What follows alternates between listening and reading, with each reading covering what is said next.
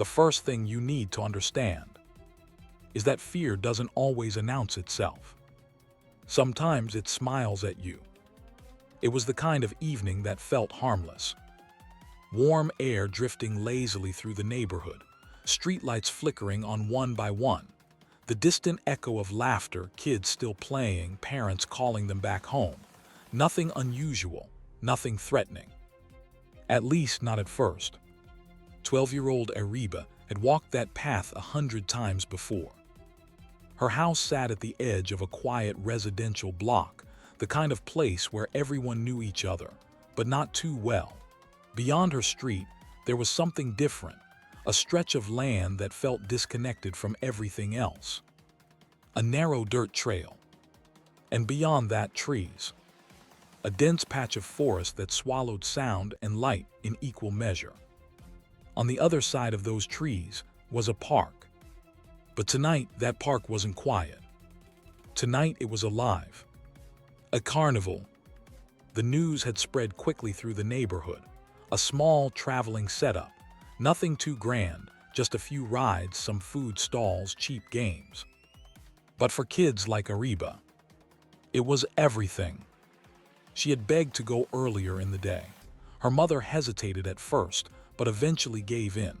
There was trust there, a belief that nothing bad could happen in a place so familiar.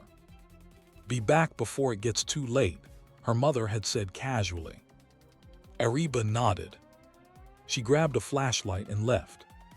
The path through the trees felt different at night. During the day, it was just dirt and scattered leaves. But now, every step felt louder. Every shadow seemed deeper. The beam of her flashlight cut through the darkness in a thin line. And then, she saw it. Lights.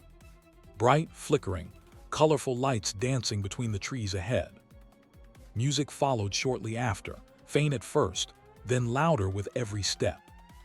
Laughter, metal creaking, distant cheers. When she finally stepped out of the forest, it felt like she had entered another world. The carnival wasn't big, but it didn't need to be. A Ferris wheel turned slowly against the dark sky. A spinning ride flashed neon colors in dizzying patterns. The smell of popcorn and fried food filled the air. People moved in clusters. Families, teenagers, small children running ahead with excitement. Everything felt normal. Almost too normal. Ariba wandered through the crowd, letting herself get lost in the moment. She tried a game. Missed. Tried again. Missed again. A stranger laughed beside her.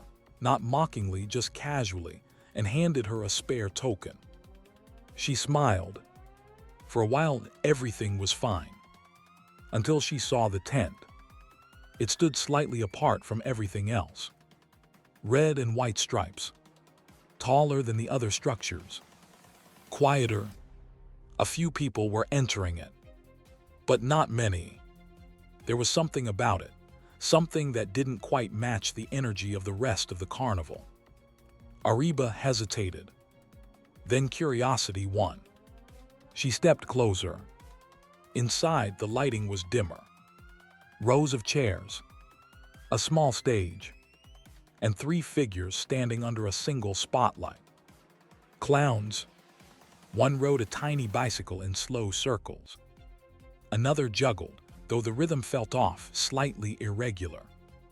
The third just moved, not performing, not entertaining, just moving. Ariba stayed near the entrance, half hidden behind the curtain. She wasn't sure why, but something in her chest tightened slightly.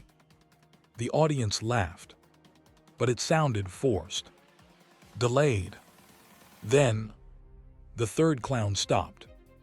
Slowly, he turned his head and looked directly at her. Ariba froze. For a moment, she thought maybe it was coincidence. But then, he smiled wider and raised a finger. "Come here."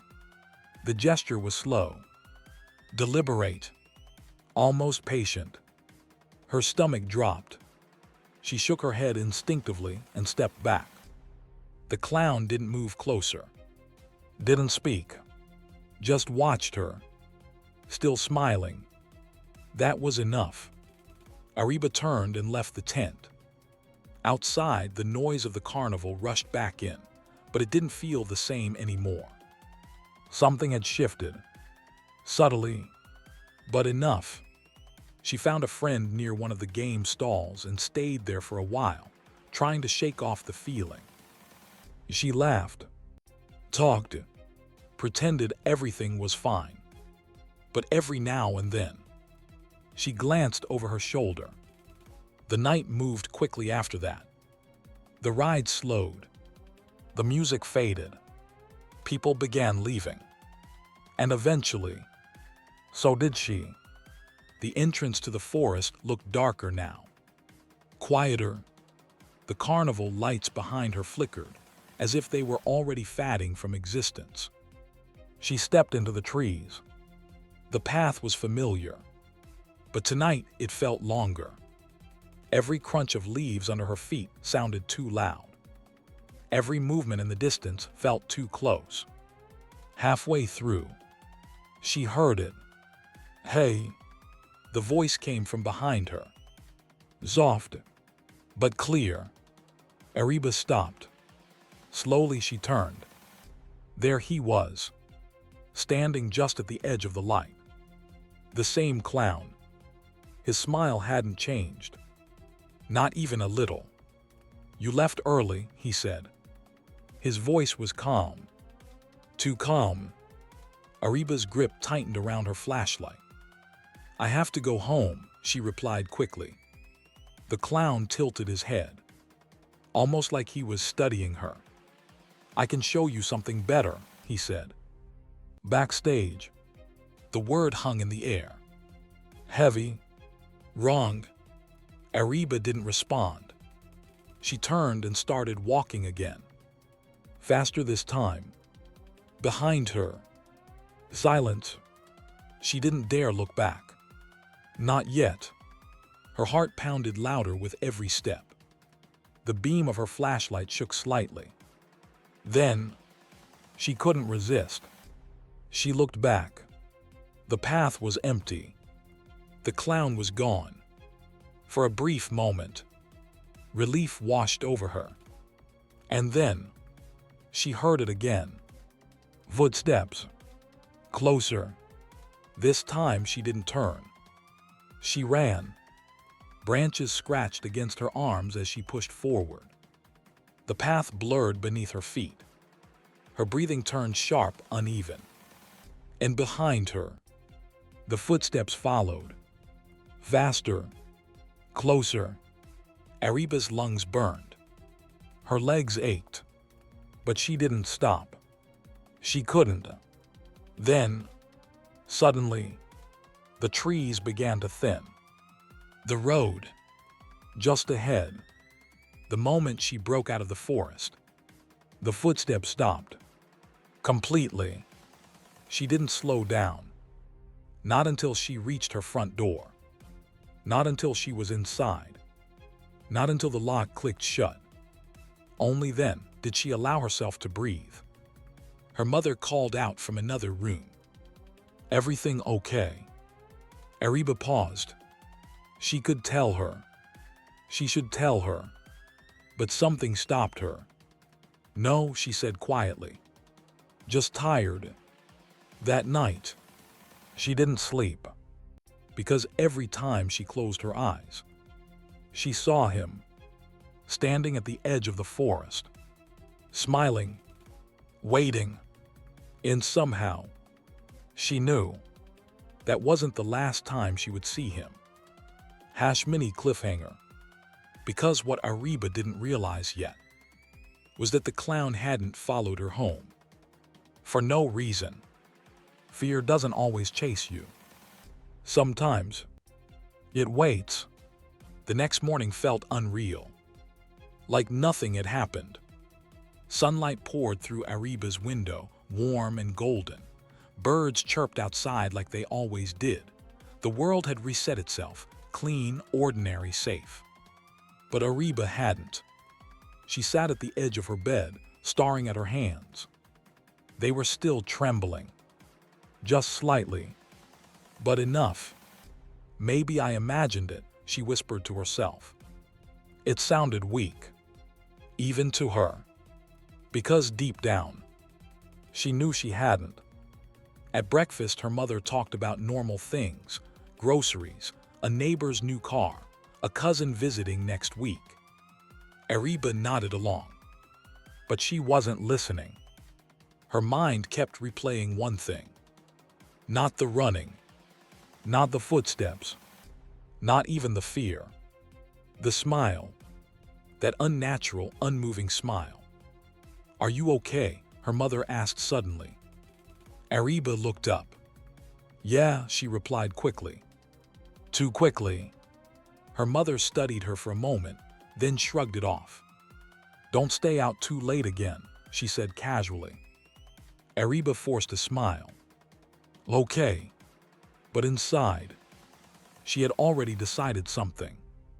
She wasn't going back there. Not the carnival. Not the forest. Not ever.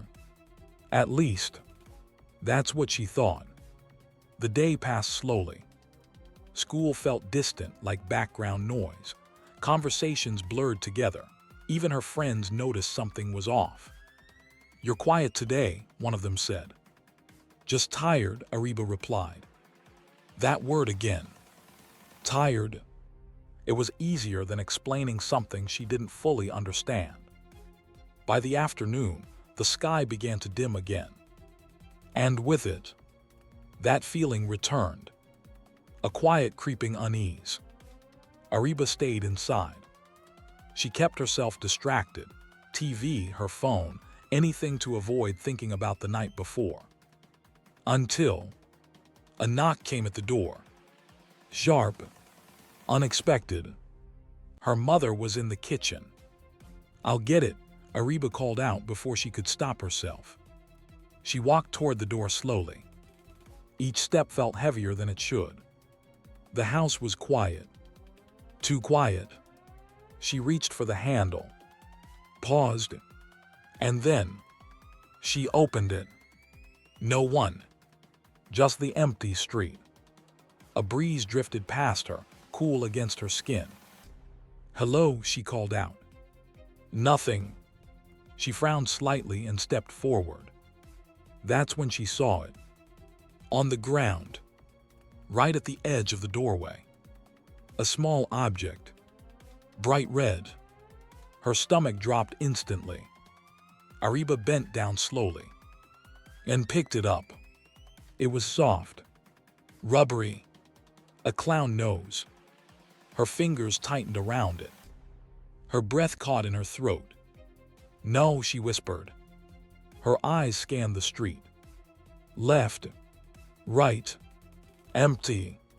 But something felt wrong. Deeply wrong. Like she wasn't alone. She slowly looked up, toward the houses across the street. And that's when she saw it. A figure, standing perfectly still, behind a tree, watching, even from a distance. She knew. It was him. The same clown. The same smile. Unmoving. Unblinking. Her heart slammed against her chest. For a moment, neither of them moved. Then, he raised his hand and waved. Slowly, Ariba stumbled backward, dropping the clown nose.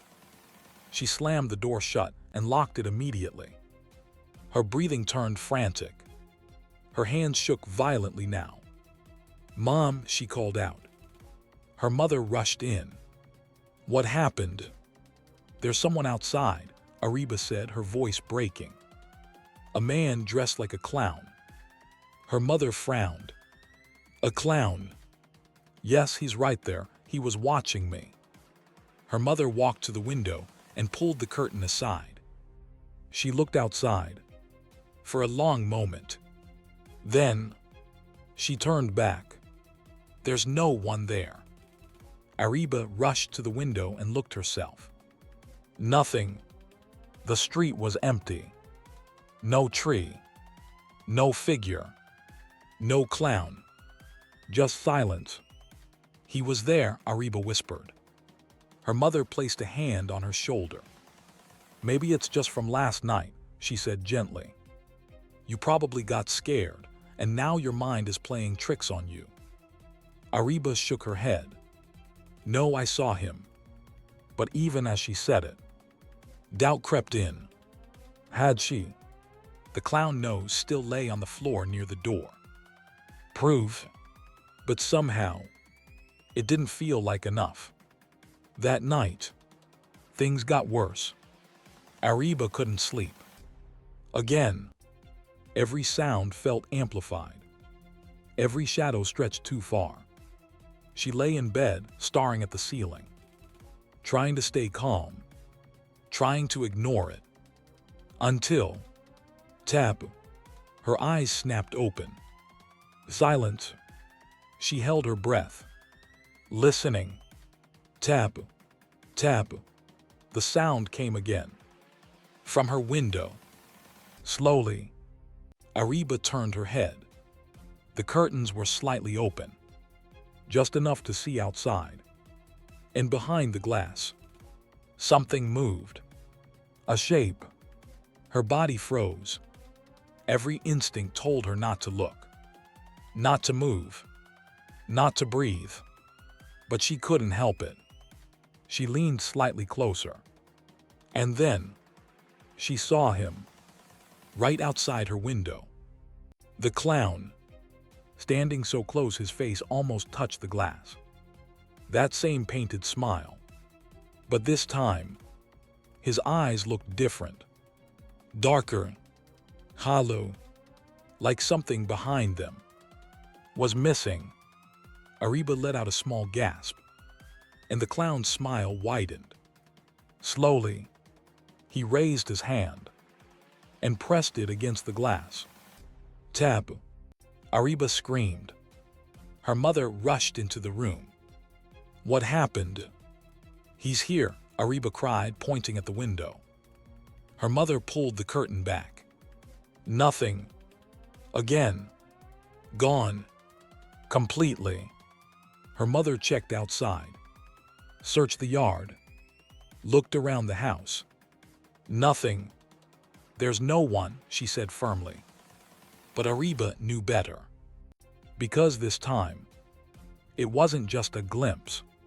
He had been right there, watching her, smiling at her, and somehow getting closer. But the most terrifying part wasn't that he came to her house.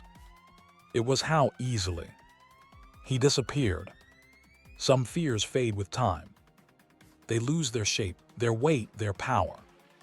But this one, it grew. Not suddenly, not violently, but quietly, like something learning, watching, waiting. 3 days passed. 3 long, restless, suffocating days. Ariba stopped going outside. At first, it was just an excuse. I don't feel like it. I have homework. I'm tired. But eventually, it became something else.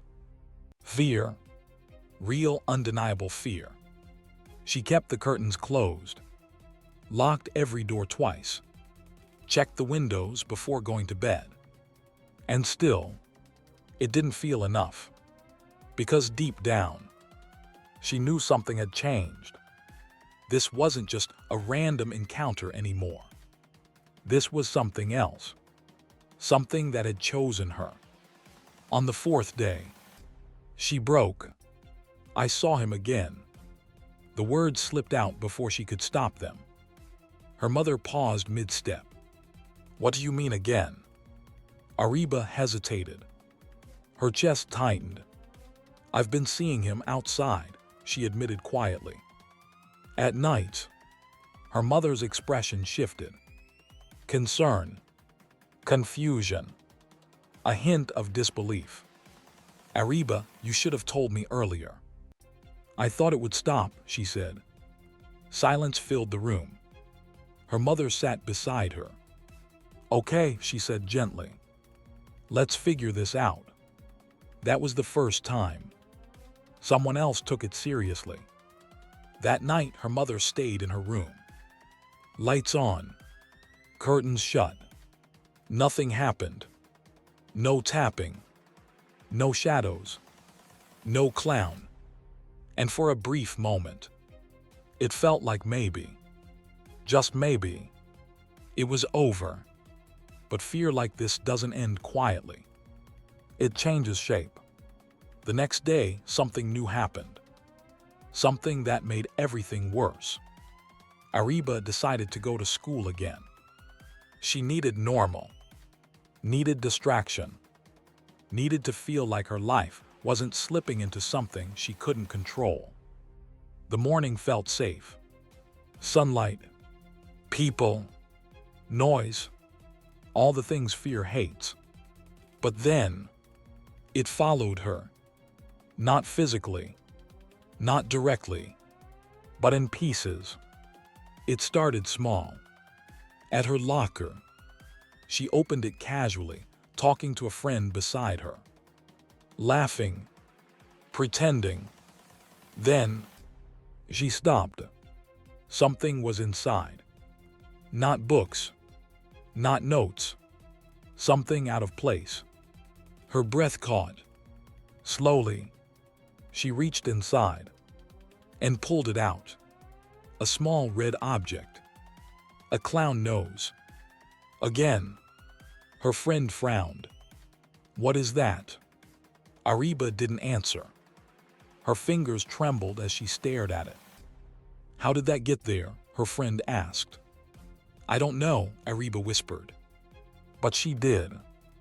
Deep down, she already knew. Someone had put it there. Someone who shouldn't have been able to. Someone who shouldn't even be here. Her heart started racing again. That same tightness. That same dread. And then, she felt it.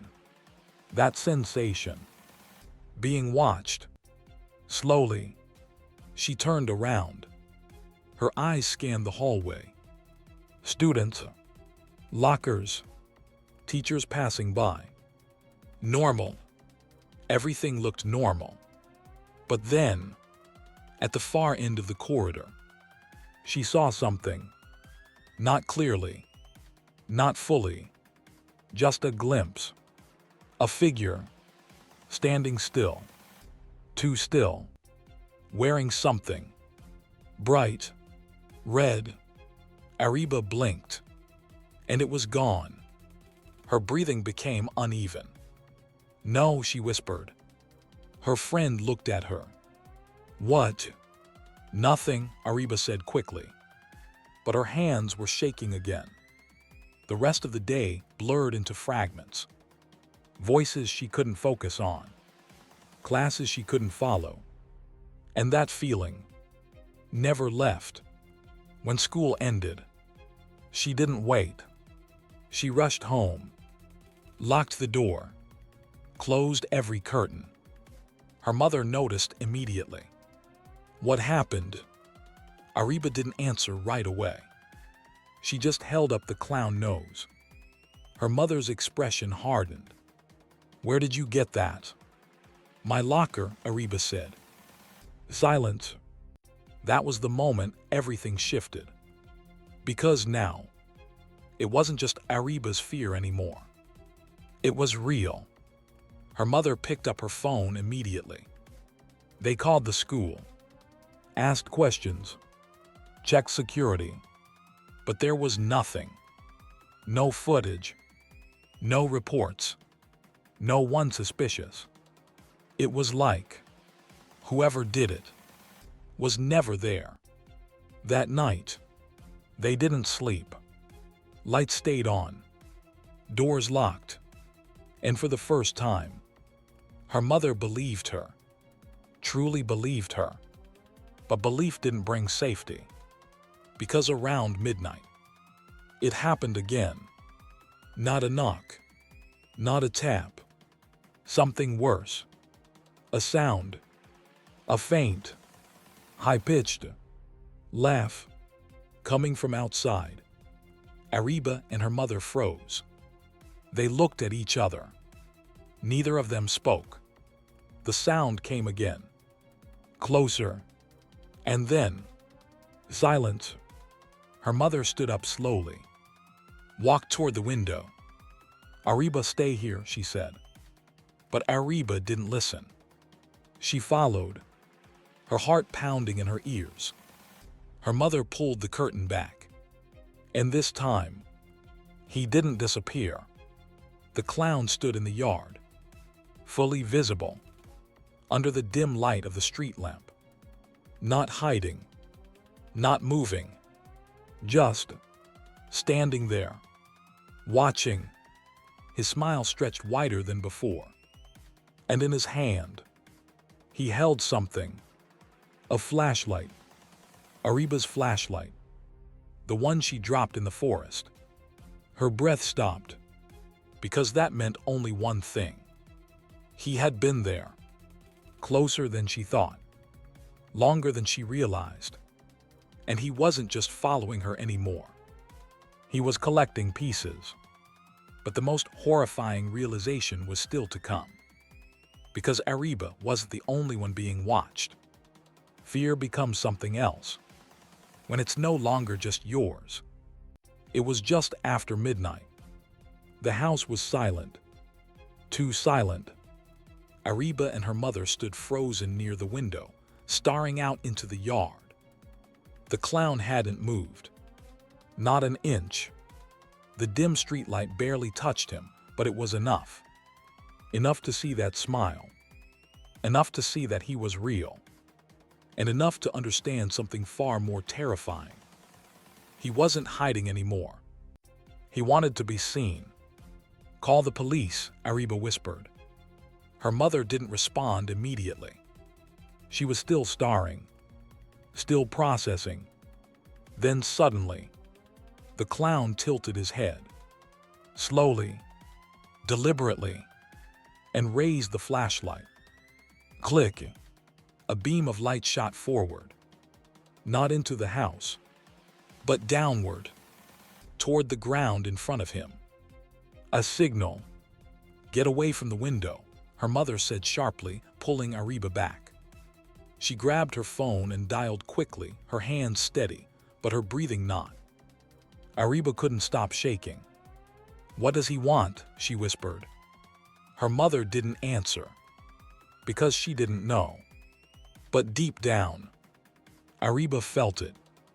This wasn't random. This wasn't just a man in a costume. This was something planned. Something intentional.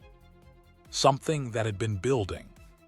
Since the carnival, the police arrived within minutes. Lights flashing. Sirens cutting through the quiet night. But by the time they stepped into the yard, he was gone. Again. No footprints. No evidence.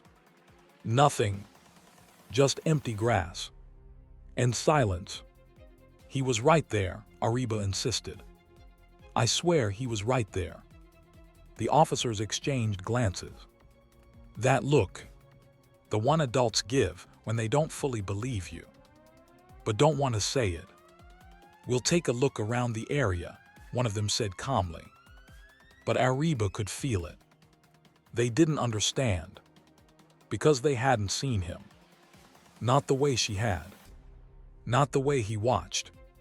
Not the way he smiled. That night the police stayed for a while.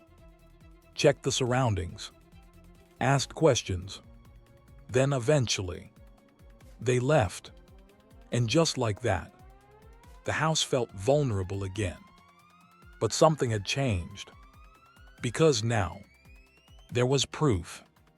Not physical proof, but something stronger. Witness. Her mother had seen him too. And that made it real. Too real. The next morning, everything shifted again. No school. No routine. No pretending.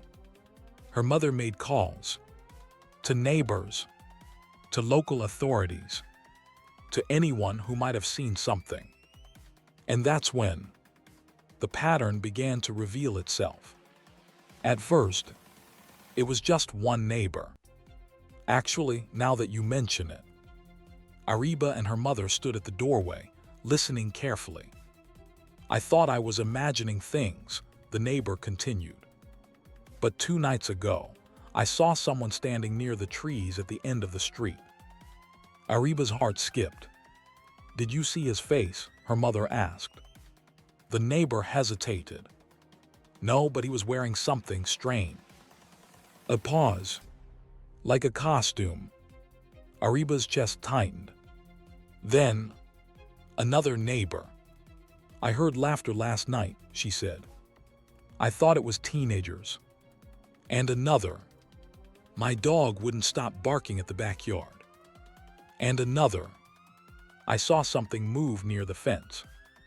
Each story alone meant nothing. But together, they formed something else. A pattern. He wasn't just watching Ariba. He was watching all of them.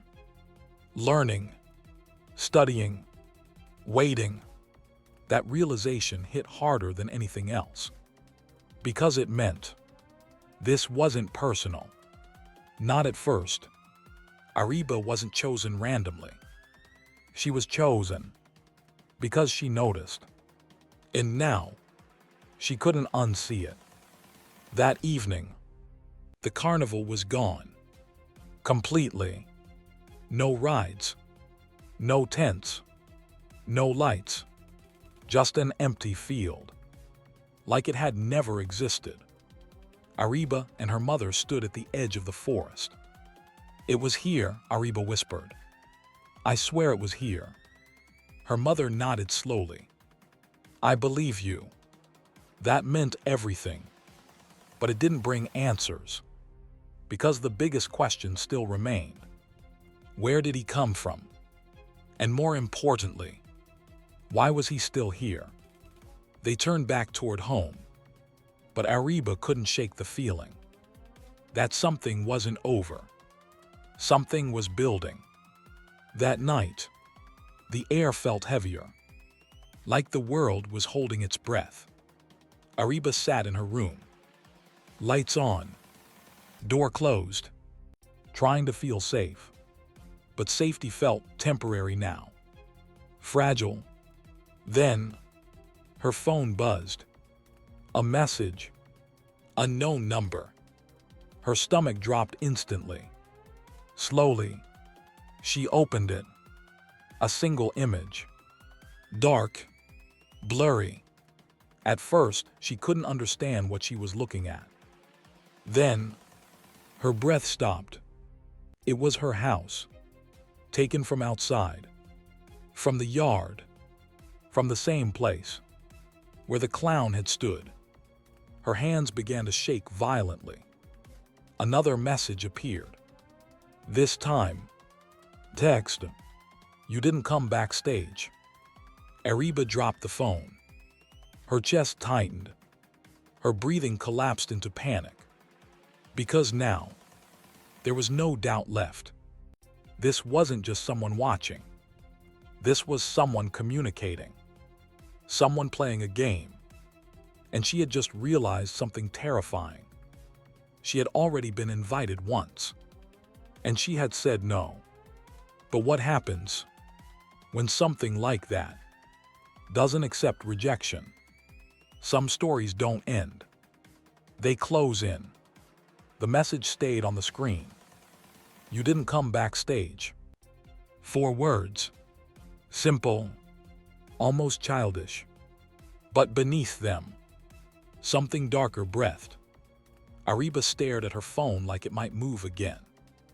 Like another message might appear at any second. But nothing came. Silent. Heavy. Unforgiving. Her mother rushed into the room after hearing the phone drop. What happened? Ariba didn't speak. She just handed her the phone. Her mother read the message. Once. Twice. And in that moment, all doubt disappeared. "This isn't a prank," she said quietly. Ariba nodded, her throat too tight to speak. Because now, it wasn't just fear anymore. It was intention. That night, they didn't stay. They packed quickly. Essentials only. Clothes, documents, phones, and they left. No hesitation. No second guessing. Because sometimes, survival doesn't wait for answers. They drove to a relative's house across town. A place that felt safer, more distant. And for a moment, it worked. The noise, the people, the unfamiliar walls. It all created a fragile illusion of safety. But fear like this doesn't care about distance. It cares about connection. The next morning, Ariba woke up slowly. For the first time in days, she felt something different. Calm. No shadows. No tapping. No laughter. Just silence. Peaceful silence. Maybe it was over. Maybe leaving had worked. Maybe. Her phone buzzed. That same sharp sound, cutting through everything. Her heart dropped instantly. Slowly, she picked it up. Another message. Unknown number. Her hands trembled as she opened it. A video. She hesitated. Every instinct told her not to press play. But curiosity is a dangerous thing. She tapped it. The video loaded. Grainy, shaky, dark. At first, it showed nothing. Then, movement. A figure, standing, in a room. Ariba leaned closer. Her breath stopped. It was her room. Her actual room. Back at her house. The video was recent. Very recent. The curtains were closed. The bed unmade. The light still on from the night before. And in the center of the frame, the clown, standing quietly, holding the phone, recording. Ariba dropped the device again. Her entire body went cold. Because in that moment, one truth became unavoidable. He had been inside, not outside, not watching from a distance. Inside, close, too close. Her mother saw her reaction immediately. "What is it?" Ariba couldn't form the words. She just pointed. Her mother picked up the phone, watched the video, and her face changed instantly. Fear. Real fear. "We're calling the police," she said firmly. This time, there was no hesitation. Authorities were contacted again. Details were explained. Evidence was shown. And finally, this time, they listened. Really listened. Because this was no longer a misunderstanding. It was a threat. A direct one. Police arrived at their house within the hour. Searched everything. Every room. Every corner. And they found something. Not him, but something worse. Proof. Hidden in the attic. A small bag. Inside it, objects. Collected. A flashlight. Ariba's flashlight. The red clown noses. And something else. Photos. Dozens of them. Different people. Different houses. Different nights. All taken from a distance. All watched. All studied. A pattern. A system. A hunt. Ariba wasn't the only one. She was just the one who noticed. The realization hit like a wave. This wasn't random.